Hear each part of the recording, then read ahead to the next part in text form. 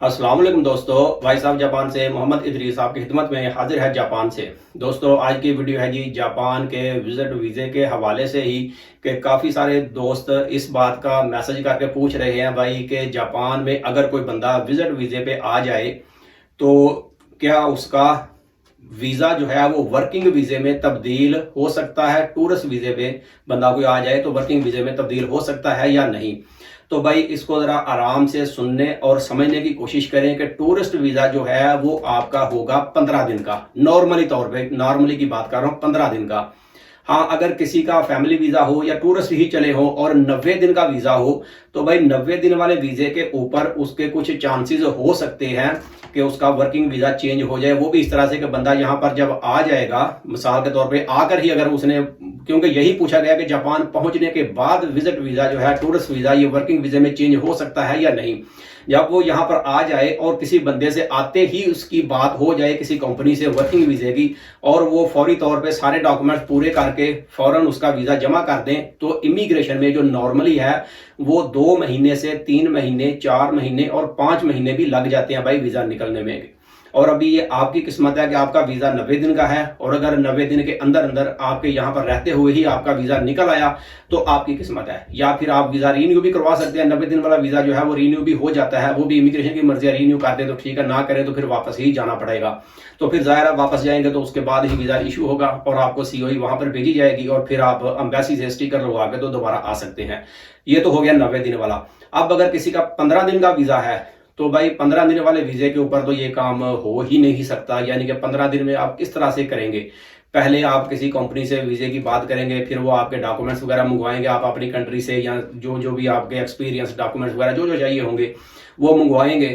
तो फिर आप जमा कराएंगे तो तब तक तो आपका वीज़े का टाइम ही खत्म हो जाएगा। 15 दिन का अगर वीज़ा है तो आप किस तरीके से उसको करवा सकेंगे।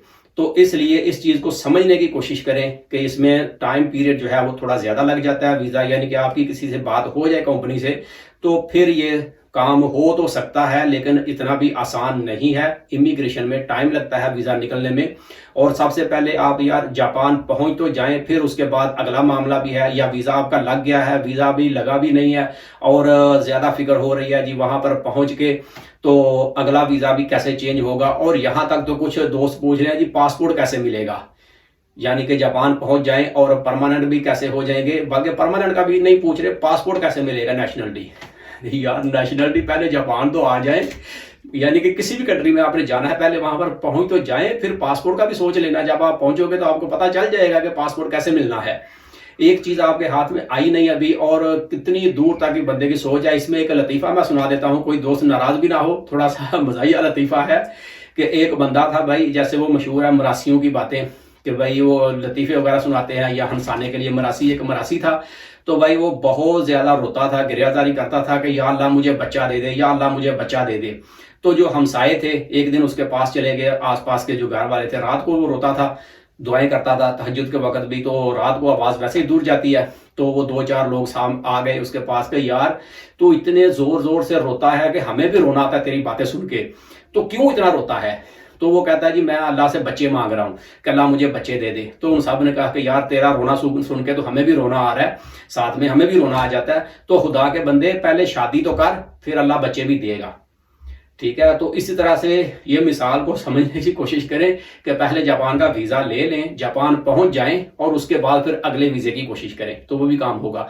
जब एक चीज़ हुई नहीं है, यानी कि वीज़ा अभी लिया नहीं, अप्लाई किया नहीं, तो आपको पता ही नहीं कि वीज़ा लगना पासपोर्ट पे कि नहीं लगा, और ना ट्रैवल किया ना पहुंचे, और वर्किंग वीज़े का भी बंदे कुछ पूछ रहे हैं, वो भी इसमें समझ ले आ जाएगी बात। और पासपोर्ट की भी बात इसी में आ गई कि पासपोर्ट कैसे लेना। तो पहले भाई वीज़ा ले लो, आ जाओ और फिर इंशाल्लाह सारा कुछ हो जाएगा। कोई किसी के ऊपर तंज नहीं की मेरे भाई, बस एक प्यार से आपको एक बात समझाने की कोशिश की है कि एक चीज़ पहले हो जाए फिर अगली के बाद, उसके बाद दूसरी सोचें। यानी कि जब सीढ़ी भी चढ़ते हैं तो भाई स्टेप बाय स्टेप चढ़ते हैं। ये नहीं है कि पहले डंडे पे पाँव रखा नहीं और आखिरी डंडे पे पाँव रखने की कोशिश करें तो कैसे पाँव वहां पर जाएगा। इसलिए स्टेप बाय स्टेप सारे काम होते हैं, पहले आ जाएं फिर इंशाल्लाह सारे काम हो सकते हैं।